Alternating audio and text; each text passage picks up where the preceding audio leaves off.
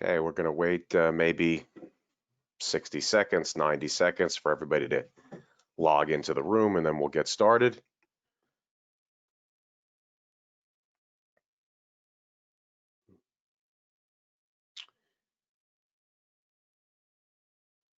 Okay. Good morning, everyone. My name is Aaron Lenkowski with Altfest Personal Wealth Management. I'd like to thank the Medical Society of the County of Kings, the Bronx County Dental Society, the New York State Psychological Association, the Medical Society of the State of New York, as well as others, for making it possible for your members to join us this morning.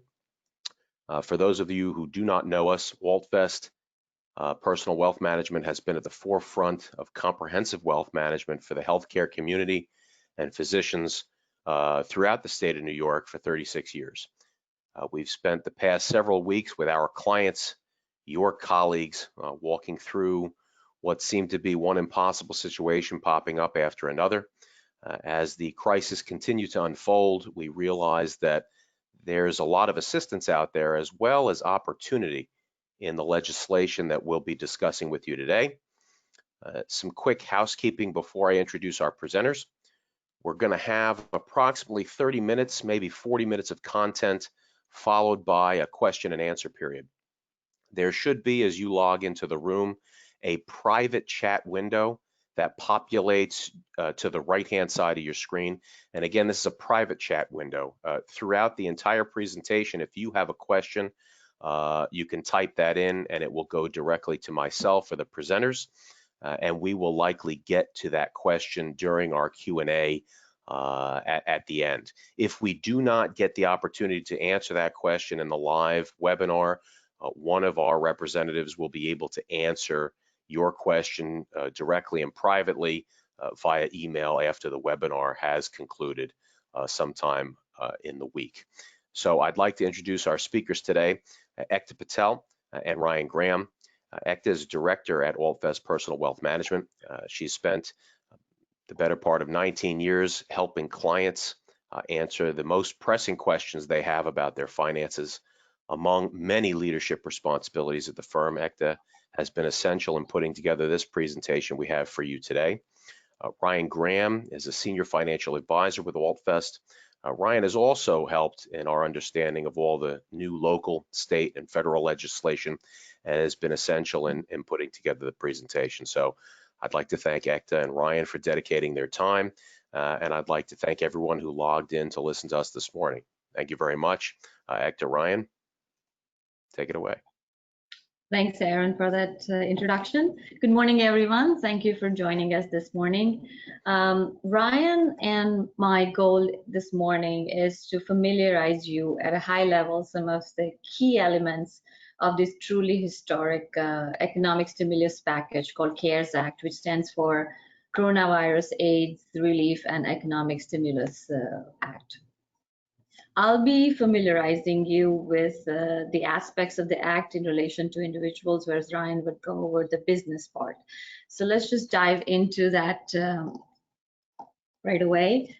I'm going to go over some of the tax-related relief, some changes and key provisions that might impact you, rules around and in relation to retirement plan distributions, loans, as well as the suspension of required minimum distributions. Right now, so as everybody knows that the filing and the tax filing and the payment deadline has been extended to July 15, 2020. Federal started this and all the states followed the suit. So now you have until July 15 to file your taxes. Your first quarter estimated payments can also be extended to that point. So you'll be able to, if you've not paid it yet, you have till July 15 to do so. Also, if you've not made contributions to your IRA or health savings accounts for the previous year, 2019, then you have until July 15th to do so. Now, as many of you have heard, and some Americans have already started receiving something called recovery rebates. Now, these rebates are just, in effect, advanced refundable credits for your 2020 tax returns. that you are allowed to take now as opposed to when you file your taxes in 2021 next year. So this is about $1,200 per person if you're filing a single person, and it's about $2,400 if you're filing jointly. There is also additional credit if you have qualifying child. That's a $500 per child, and qualified child means about I think less than 17, age 17 and under. You can claim another $500 per child. These credits are subject to adjusted gross income thresholds. What that really means is that there is a range for each filing category, and if you're under that, you will get the credit. Then there will be a phase-out range. So if your income is in the phase-out range, the credit will decline, and after a certain point, it will completely eliminate. The IRS will look at your latest tax return. So if you already filed your 2019, that's the one they'll refer to. Otherwise, 2018 is the one they'll refer to for the AGI to determine whether you should be getting these credits or not. You don't really have to do anything to receive the credits. At least on your side, IRS will use the same method of payment that was used for the latest filed tax return. So if you paid your taxes via check, you'll get a check, and if you use direct deposit, that's the method the IRS would use.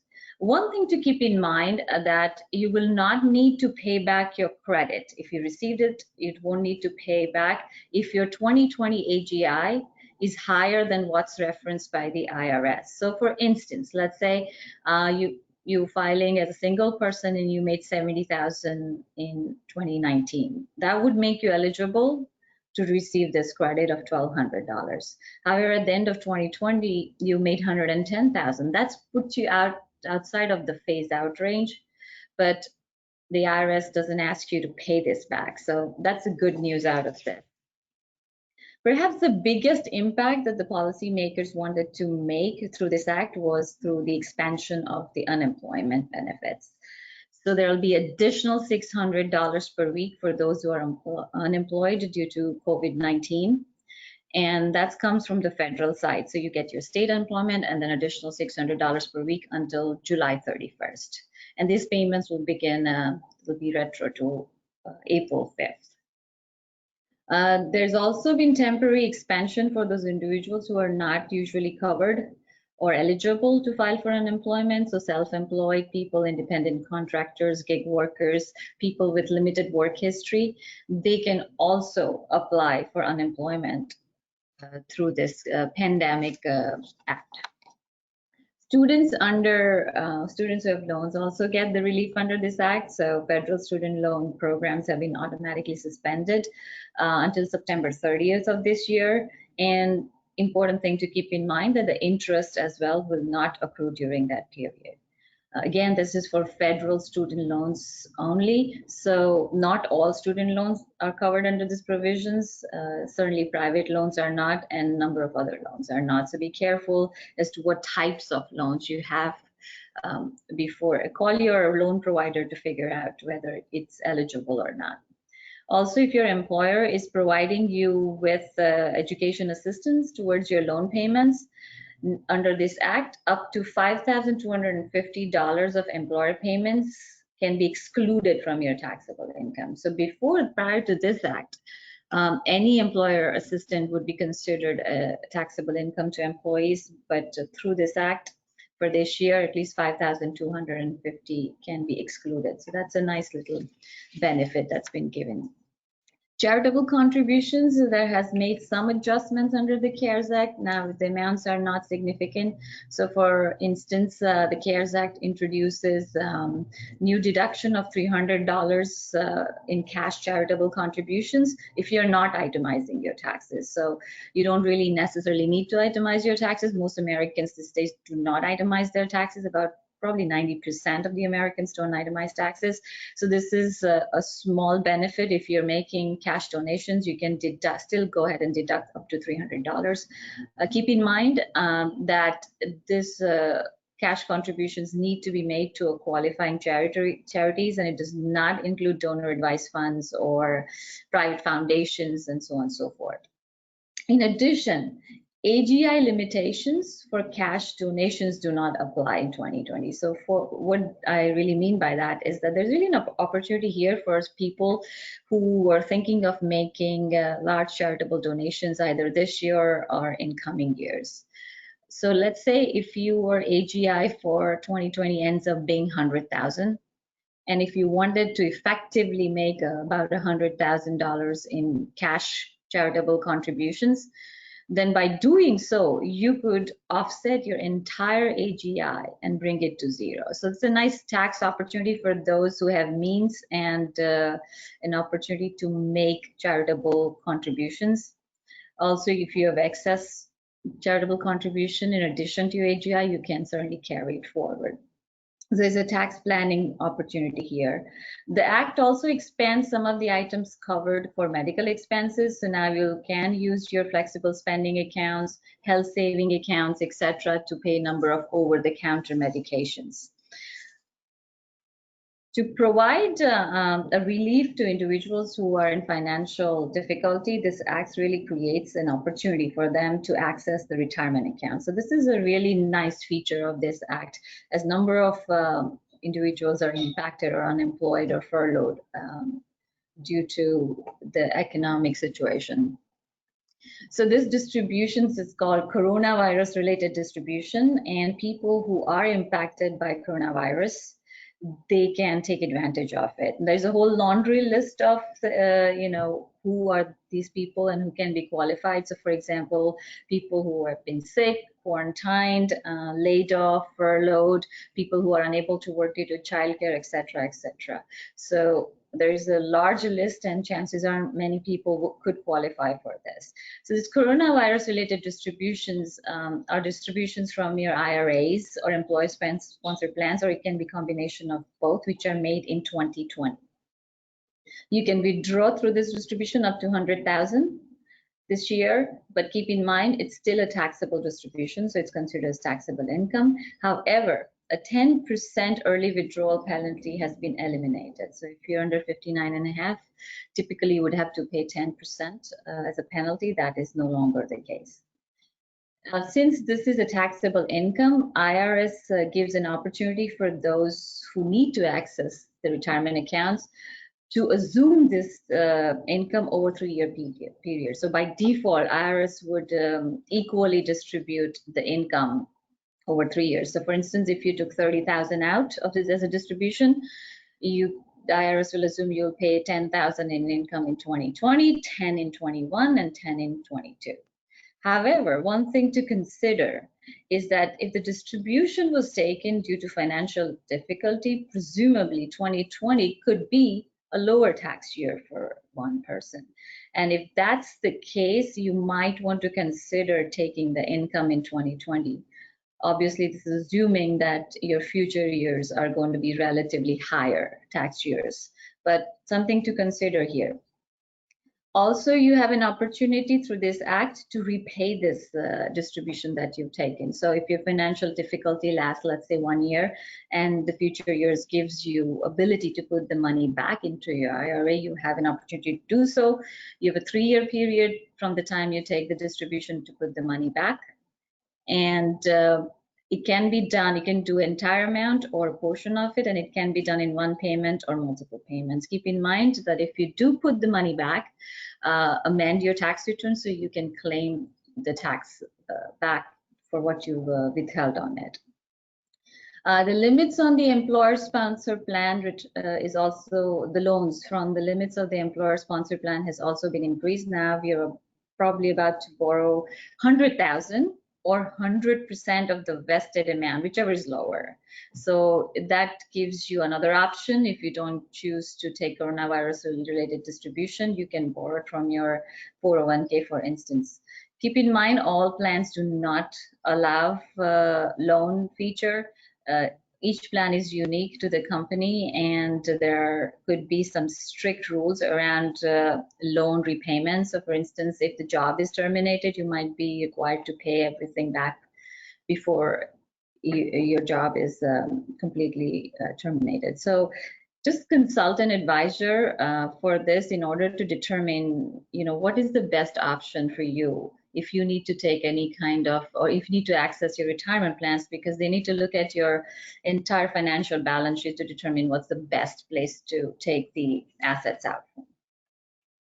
Now, the last key change in the CARES Act that I would like to go over before I turn it over to Ryan is in relation to suspension of the required minimum distributions. So for the year 2020, the required minimum distributions, if you were otherwise required to take one, you don't need to do it. They're suspended completely. So for those people who are either turning 72 this year for the first time taking the required minimum distribution, or for those who are older than 70 who have been taking, no need to take the required minimum distribution.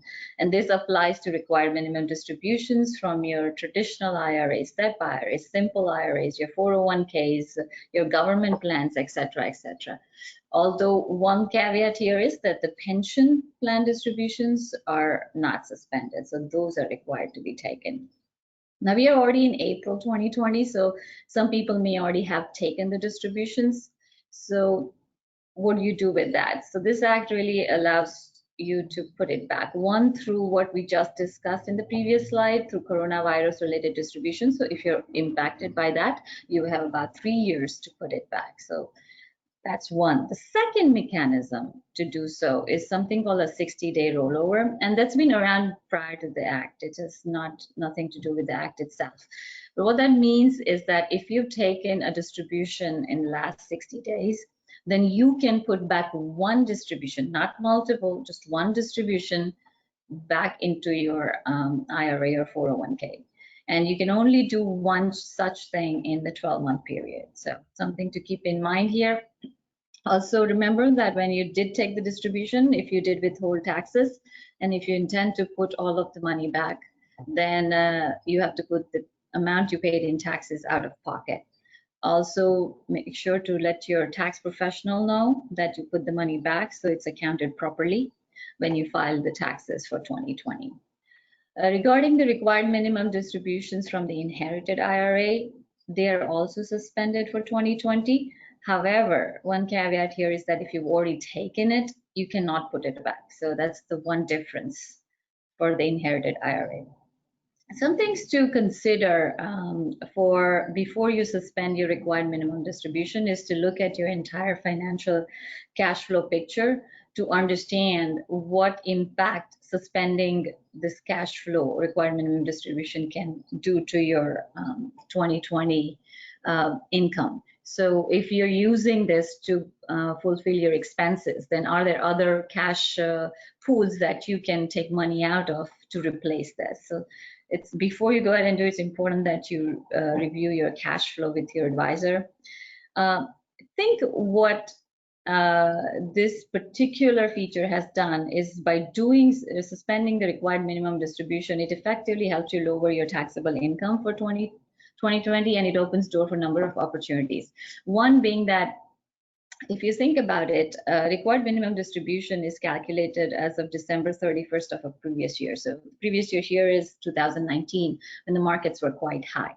And now the markets have pulled back somewhat. It was so significantly, but it's bounced back a little bit. So now we still have a room to go. Markets are still down from December 31st, 2019.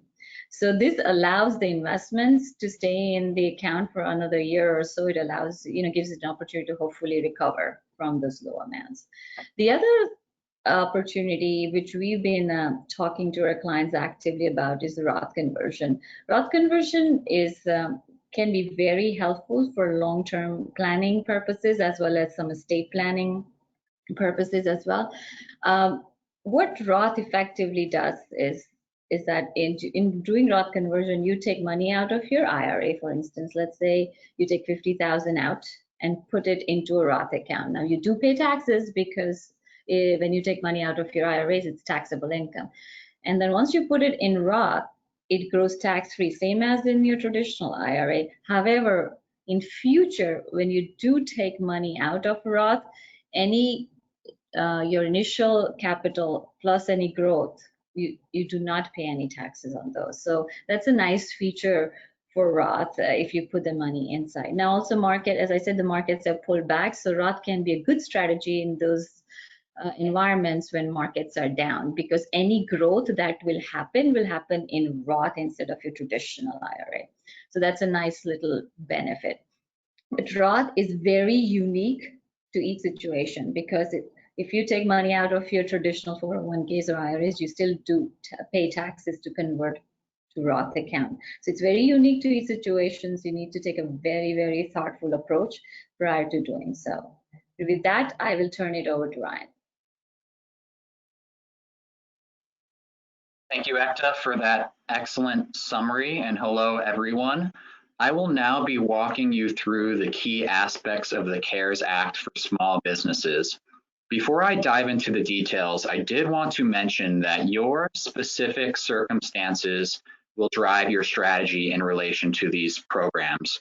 We are offering the healthcare practitioners attending this webinar a free 30-minute consultation to discuss your individual goals and help you with achieving those goals. So if you'd like to take advantage of that, I'll be speaking more on that later in the presentation. You can also feel free to use the chat section to ask questions and put in your information should you want to be contacted.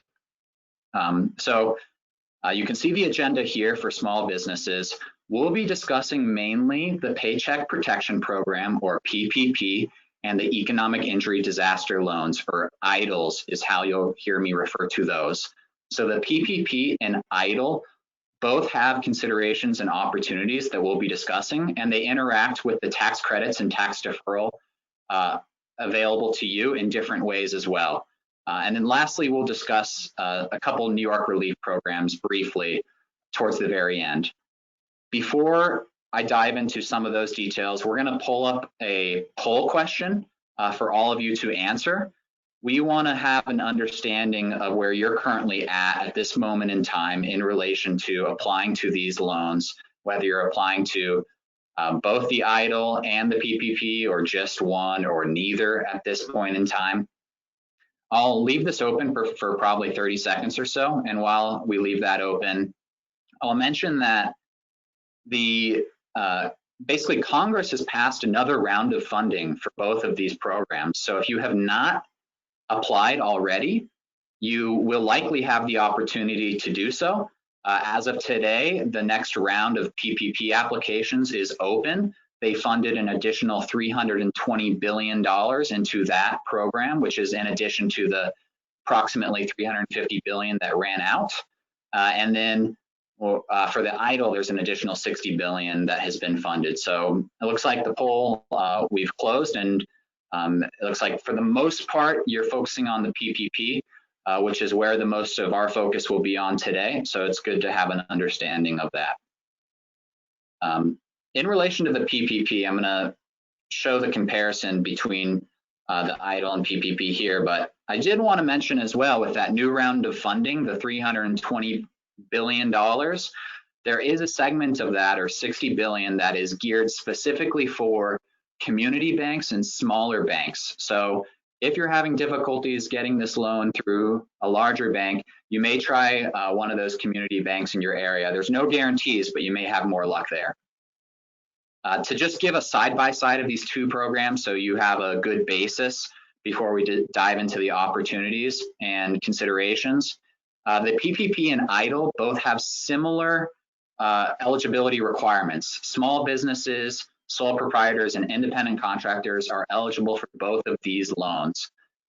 As far as collateral and personal guarantees, this is where the PPP has a big edge on the EIDL.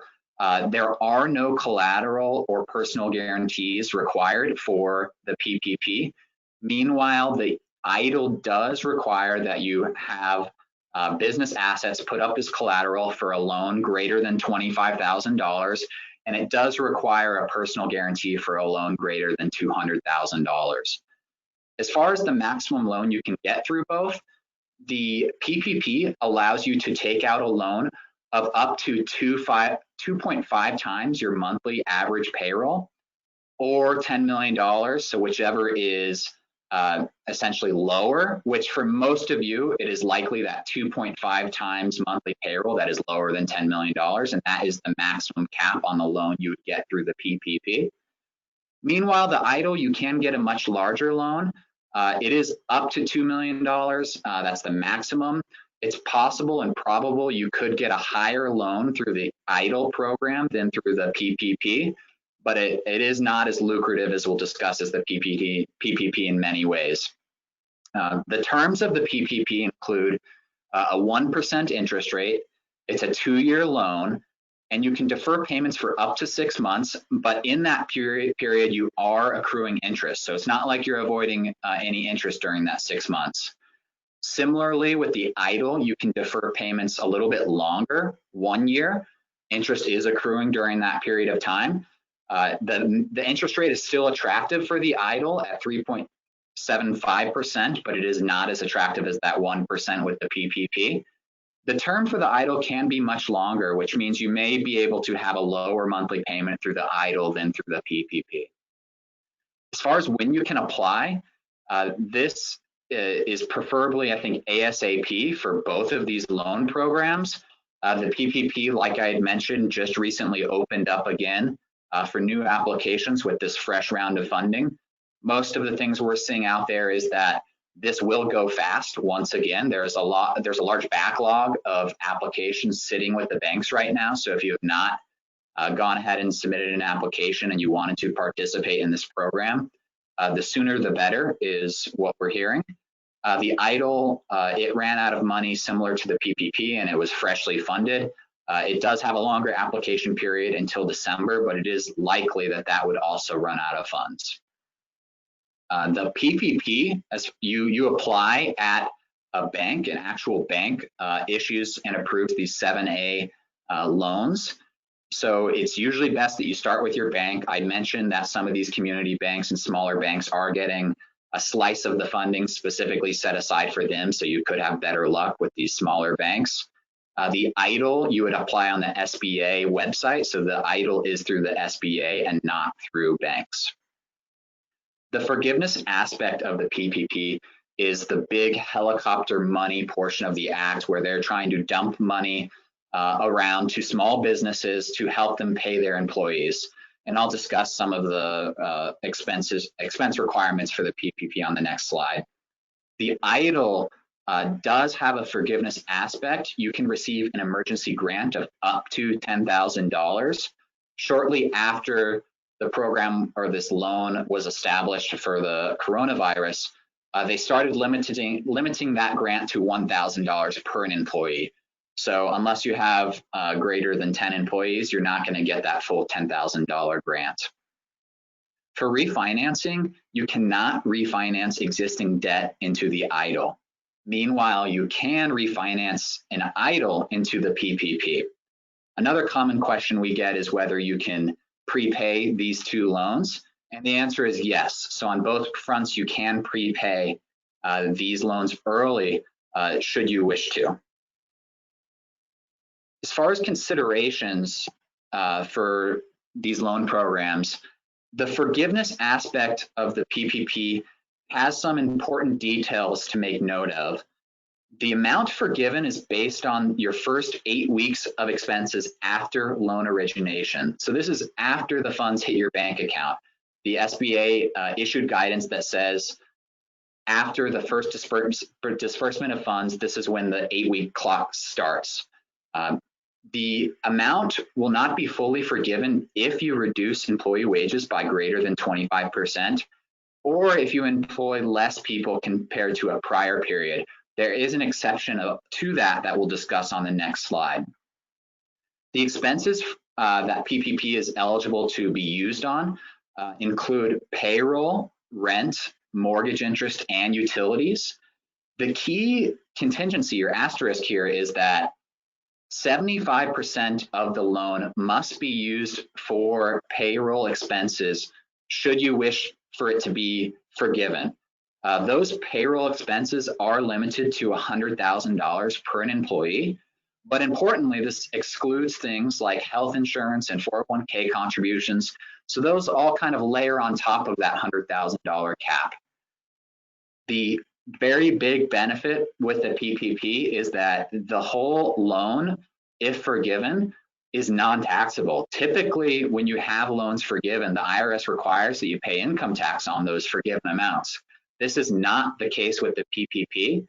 In addition, it is possible the expenses that you are using the loan proceeds for could still remain deductible. We are awaiting additional SBA guidance on that front to determine whether those expenses that you're using the loan proceeds for would remain deductible, because that would be a very rare double benefit the IRS is allowing you to take advantage of.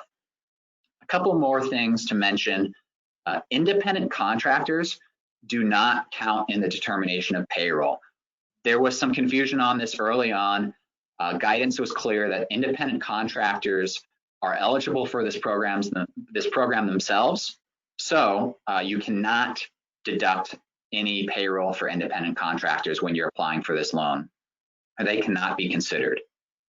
S corporations, if any of you file as an S corporation, have your business entity set up in that way, the W-2 wages that you pay yourself as an owner do count in the determination of average monthly payroll.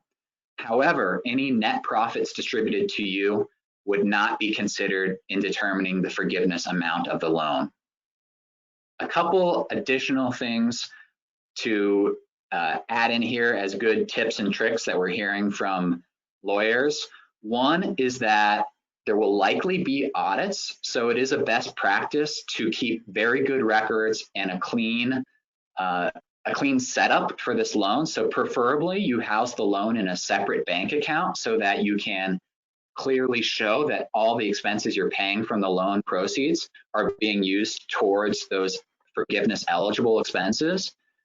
And another note we've heard from professionals is that you do want to be comfortable that you're signing off on this attestation that the current economic uncertainty makes this loan necessary.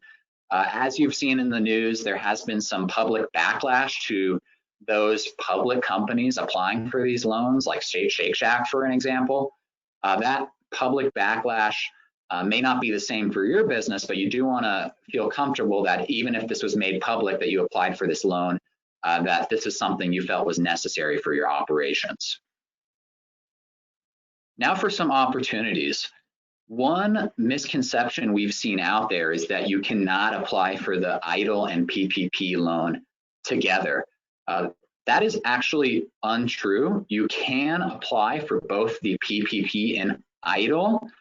The key, once again, asterisk here is that you cannot use the EIDL and PPP for the same expenses if you are trying to have both loans. So the big expense that you could not use the EIDL for, that you are almost required to use the PPP for, is payroll expenses. So you cannot take out both an EIDL and a PPP to pay for payroll. The EIDL would need to be used for something completely different than what you're using the PPP on. Many of you as healthcare practitioners, especially if you're owners of your own business, may have already reduced staff headcount.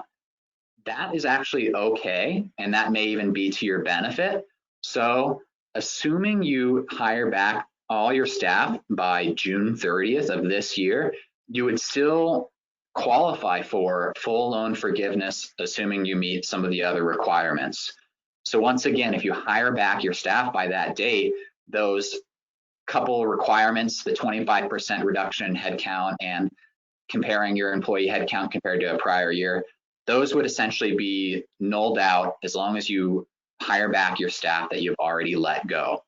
So one strategy or an example of events that we've seen is that healthcare practitioners do submit their application, because that is very important that you actually submit and qualify for this loan. Upon receiving approval status, we've seen some individuals try to essentially delay the loan closure to the maximum amount allowed, and that is 10 days according to the SBA, that you can wait up to 10 days to fund this loan as a bank. So that is the maximum amount of time you can delay taking this loan. And the purpose of delaying the loan would be that many of you, or probably all of you, are not operating in a capacity similar to what you were before the coronavirus. So you may not be paying your people to produce for you. So ideally, you're getting this loan and using the proceeds to actually pay your people to produce, your employees, rather than paying them to maybe kind of take care of random things at the office that aren't producing revenue for you. Some of them I want to include here because Ekta mentioned it. Some of them may even receive more on unemployment if you had already had to let them go. That $600 weekly kicker is attractive for some low-wage employees.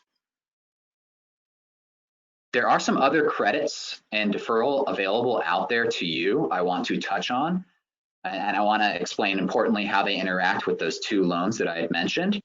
So the employee retention credit is essentially a 50% credit on $10,000 of wages, or $5,000. So it's $5,000 is the maximum amount per an employee you can claim as a tax credit through this program. There are a couple of requirements in order to qualify. Your business must be fully or partially suspended, or you must have seen a greater than 50% revenue decline. I wanted to bold here, as you see on the slide, that you cannot use this credit if you accept either the EIDL or PPP. So this credit could be appealing to some businesses that either don't feel comfortable with applying for those loan programs or cannot qualify, or alternatively, some businesses may find this credit more appealing if they have a large number of low-wage employees, where this could actually mathematically work out better than the loan forgiveness program in some instances, although it is rare. The payroll tax deferral, which some of you may have read about, this cannot be used if you are accepting a forgivable loan through the PPP. The key word there underlined is forgivable. If you accept the PPP and you do not end up having any amount forgiven, you could still take advantage of this payroll tax deferral. This is simply a deferral of payroll taxes, the Social Security portion of the payroll tax specifically. You can defer it into next year, 2021, and the following year, 2022. However, this is just a deferral. It's not an elimination of tax. You are still going to pay the amount of payroll tax. You're just deferring it out into the future, which can be helpful to you, but it is not an elimination of tax. One other credit that we don't see discussed too often is the paid sick leave and family leave payroll tax credit. This credit can still be used even if you are accepting a PPP or EIDL, although you cannot double dip on the same payroll expenses. So this credit can be used to pay your people if they were ill from the coronavirus or subject to quarantine because of it, or if they're caring for their children because their children cannot go to school. So you can apply for what is an essentially 100% tax credit. There are some limitations on the time period that you can actually use this credit for. And once again, you cannot double dip on the same payroll tax, the same expenses you're using through those PPP and EIDL loans. The IRS actually has a very good FAQ section online that I recommend you check out if you're interested in this payroll tax credit. Unlike the SBA, the IRS can be very detail oriented, and I think they've included upward of 30 frequently asked questions on this payroll tax credit specifically. So I recommend you check out that online if you're interested in learning more about this credit. I did also want to just touch on the fact that New York City specifically had two programs available to small businesses. One was a grant program and another was a loan, a 0% interest loan program. Both of these have paused accepting applications due to high demand. It is unclear whether they will reopen, but we do recommend you follow these if they make sense for you and if they do reopen. So with that said, I'm going to pass it back to Ekta to discuss some investment opportunities in the current landscape. So Ekta, go ahead.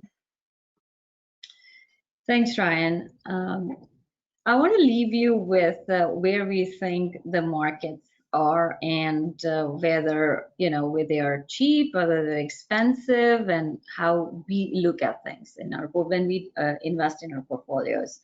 So this is an example of S&P 500 index and a PE ratio, which is price over earnings ratio, which is one way to measure whether where the index is, whether it's expensive, whether it's cheaper, etc. So this is a 25-year history. And if you look at the middle dotted line, if you just take a look at the red dot and follow it through, that's a 25-year average of where S&P 500's PE ratio has been, and it's about 16.33. So it's generally an average. The gray line it's just depicting how the S&P's ratio year over year, so where it's really been. If you can see, in 2009 it was as low as 10 times right there, and then in 90s it was as high as over 24 times in the technology boom days. And currently it's about 15.4. This is as of end of March, this data. So that's where we are. So if you think about what the average is, which is 16.33, and the current is 15.4, it's pretty close. There is a little bit of, if you just look at the number, a relative cheapness in those numbers, but nothing meaningful.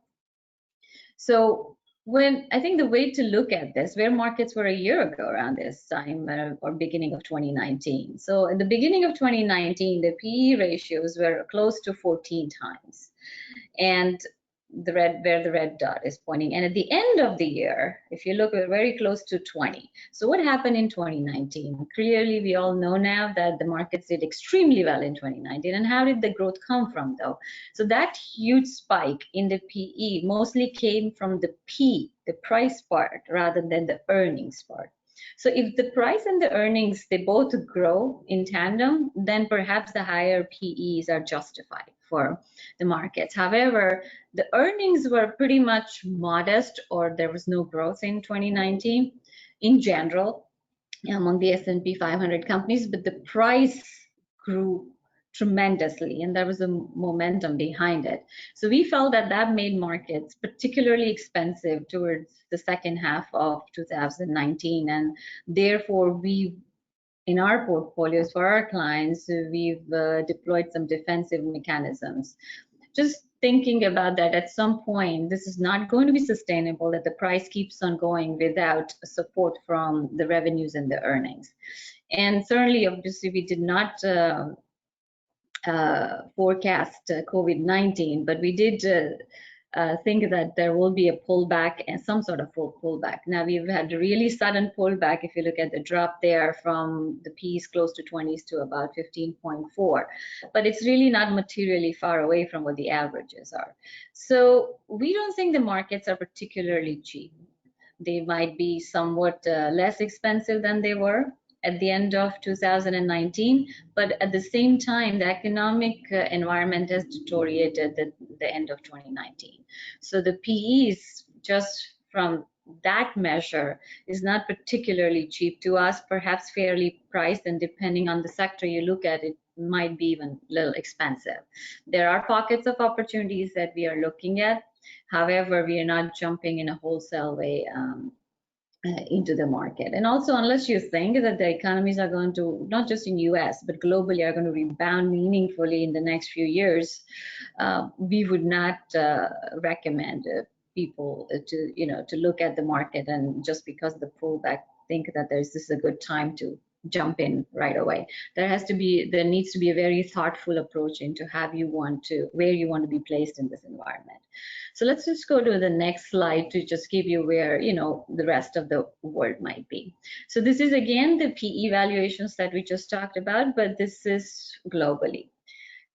So the first gray bar is for the US, which shows the average PE range. The next one is for developed markets in general, which includes US, Japan, Europe, Australia, etc. The third bar is just for the Europe, and then there's the last ones for Japan. So if the purple sections in the middle of each gray bar is their average 25-year PE ratios. So for US, it's been 16.33, and the blue diamonds on each one is where their major markets currently are. So you can see there is a trend that currently the blue diamonds are below those purple bars, which really says that the markets are relatively cheaper than their average PE in pretty much every developed region in the world. However, it does not really reflect the deterioration in the economic activities around the world. So one of the areas that we've been paying close attention to is emerging markets, and within that, the Southeast Asia, which has done a pretty decent job in the way it's handled its response to the coronavirus. Since the last crisis, these economies have strengthened their balance sheets, increased their cash reserves, and they are in a good shape going into this crisis than they were in the previous crisis. However, because we are also tied in times of the global crisis, the correlations, generally the way the markets move, it becomes very similar. So while those markets have also corrected along with the developed markets, we find that there are pockets of opportunities in some parts of Asia, and we're keeping our eyes open for that. And at some point, we will be looking at it closely and investing in it. And we think that over the 5 years, they probably be at a much better place and probably even a better performing than most developed markets in the world, given the stronger fiscal situation that they are in.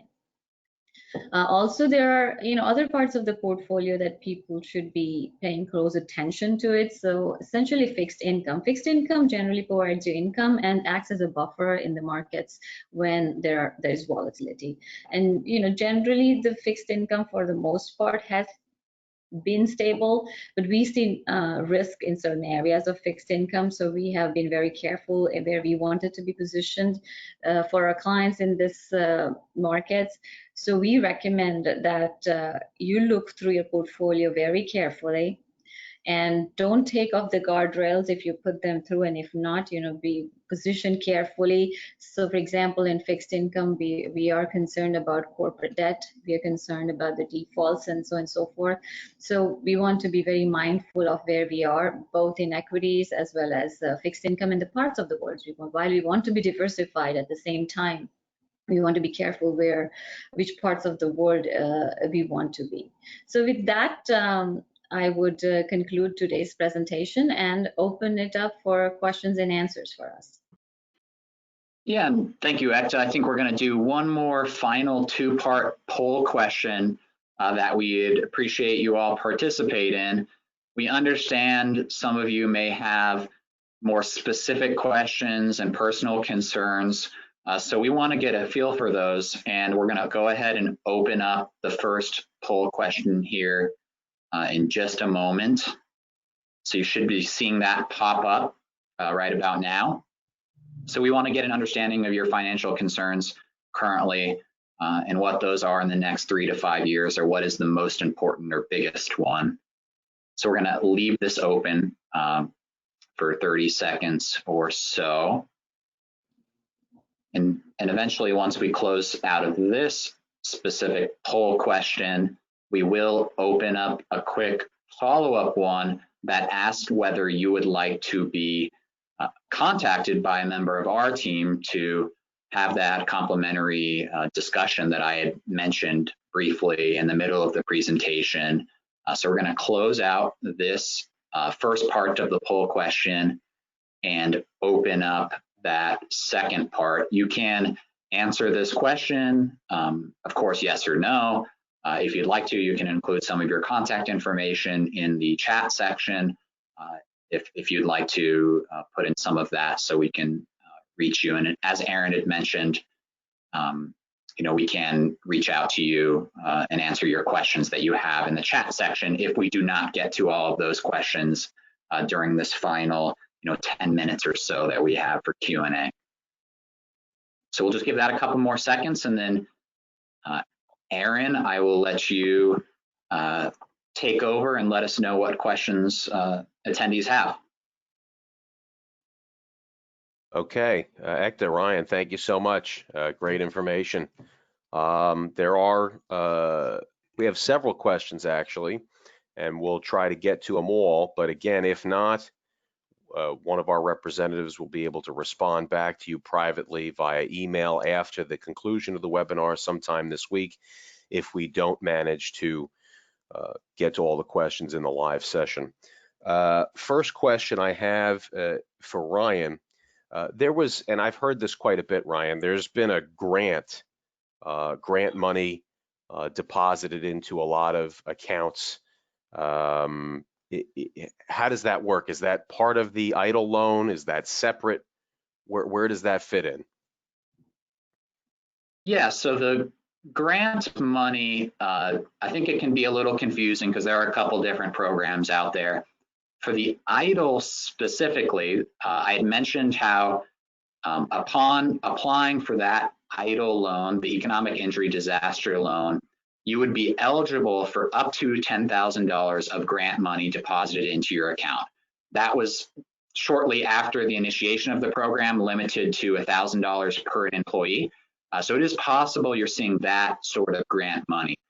There's also been programs for physicians and other medical practitioners that accept Medicare, and there has been some grant money specifically allocated to those individuals that could be also electronically deposited into your account if you accept Medicare and have received fees for service for 2019 through Medicare. So there is another program out there that does involve some grant money that you can definitely look into if you're curious or confused about where you're seeing that money come from.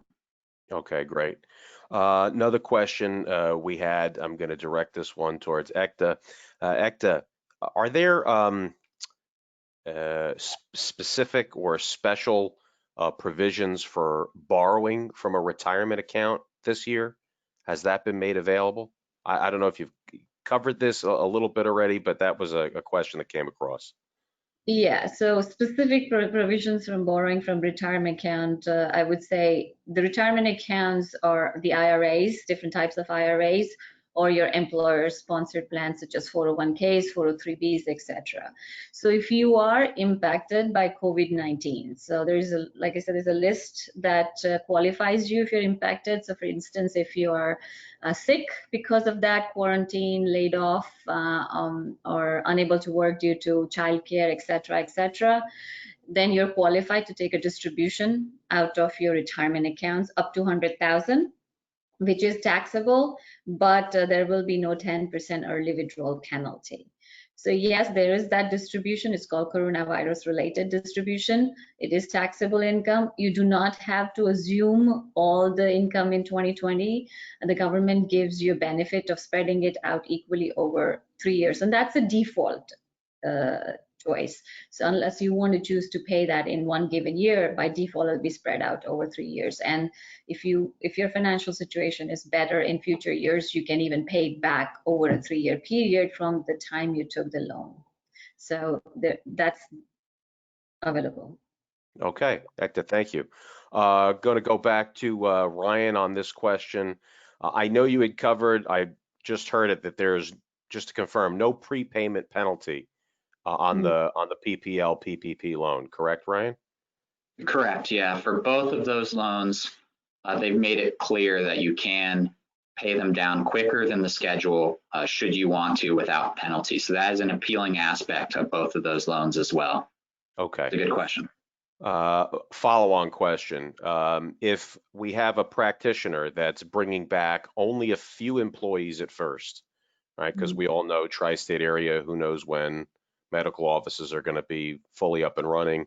But assuming you bring back a few employees at first, but then eventually by June 30th, bring back all of the staff, is the PPP loan still eligible for forgiveness? Yes, so this is another great question. Right now, our understanding is, I guess, short answer, yes. But longer answer is that you would be limited to the extent of forgiveness to the expenses you're actually paying, and specifically to those employees. So just to put some numbers around it as an example, if you qualified for a $150,000 loan, which was 2.5 times your payroll, but over that 8-week period for which you are looking to get forgiveness, you're not hiring back all of your employees, you're not going to use that entire loan on payroll. You're not going to have the full loan forgiven. So if you only used $75,000 of that 150,000 because you only hired back half your people, then you're still going to have a portion of this loan that you're going to need to repay. Up to, in that example, up to 25,000 could be used for utilities and mortgage interest, other expenses that are qualified. But then the remainder, in that example, the 50,000, you would be required to pay that back with interest. So if you are not hiring back employees in full, that is okay as long as you do so by June 30th. But you just need to keep in mind that that 8-week period defines the forgiveness. So you need to look at your situation and understand, how you want to use those funds. Okay. Question going back to Ekta. There was a pretty big shakeup in the oil markets going back, a week, 10 days or so.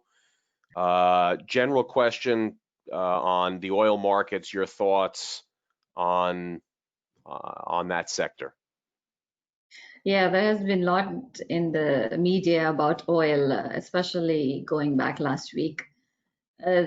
In general, oil market is suffering from supply overload. So there is more supply than demand in the oil market. And since the world's come to almost standstill, there is even more supply in the oil market. And if you think about a few weeks ago, Russia and Saudi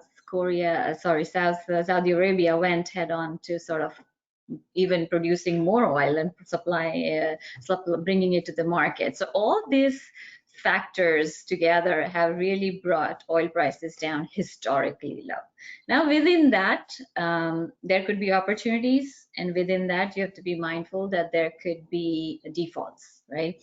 So you have to be very careful what areas of the oil markets we are looking at. The prices look very, very attractive, but we are in very uncertain times. So until we have a good handle about how sustainable the opening of the global economy is going to look like, the oil prices are probably going to continue to look cheap, and we're going to continue to have an oversupply of oil. And just last week, a lot of people may have heard about oil going for a day into negative territory, and that was because when the future contracts of oil trade, just the May particular contract, that was the one that went substantially negative. I think close to $40, if not there, in mid-30s. And what had happened was that usually contracts get rolled over, the future oil prices. In this case, if there was not enough demand for those contracts getting rolled over, so if you did take, if you did not roll that over, you would have to take a physical delivery of the oil. And to be honest, there is a shortage of storage of oil also, and we're getting to a point where we could be full capacity in maybe 6 weeks or so. So oil's going through a lot of crisis. From this, you might find coming out of this, there could be small oil producers that can file for bankruptcy, whereas the bigger oil producers could survive this better than the others. But it all depends on how long this would last. So that's our thoughts on oil. Be careful, be vigilant, be mindful for opportunities, but also be careful. Okay, Ekta, thank you. I think we have time for one last question. I'm going to go back to Ryan. Regarding the staff that you bring back, Ryan, do you have to bring back the same particular staff members or just the same number of staff members to qualify, I'm assuming, for PPL, for forgiveness, and so on? This is another fantastic question, and I think ultimately they cannot require that you bring the exact same staff members, just because individual situations with your staff members may force them to not be able to come back to work. So in the event you did need to hire back somebody else, that would be an okay situation. Where you would see some gray area is if you decided to hire back, for an example, a family member in order just to qualify for this forgiveness. So that is an area that would be very gray. But in the event you cannot hire back those same staff members, it seems likely that it would be okay to hire back somebody else, as long as that was just from a business standpoint what needed to happen. It's a good question. Okay, good. I'm going to give you one more follow-on since we're at 11:59 and we've got 60 seconds to kill. Is the idle grant that was automatically deposited subject to repayment or spending limitations even if you don't get the full idle loan? Yeah, so once again, answer is no. There is no requirement to pay back, even if you do not accept or do not qualify for a full idle loan. So that grant is essentially money just to put in your pocket to spend. For the most part, I think there are limitations on what you can spend the idle money on. They're not as narrow as the PPP loan, but there are some limitations, so you should look into those. But if you're paying for payroll, utilities, those kind of day-to-day expenses, those are perfectly fine. Okay, great. Ekta, Ryan, thank you again very much. A great presentation, great information. Thank you everybody out there for joining us. Hope to see you back online soon. Thank you, everyone. Stay safe. Yeah, thank you, everyone. Take care.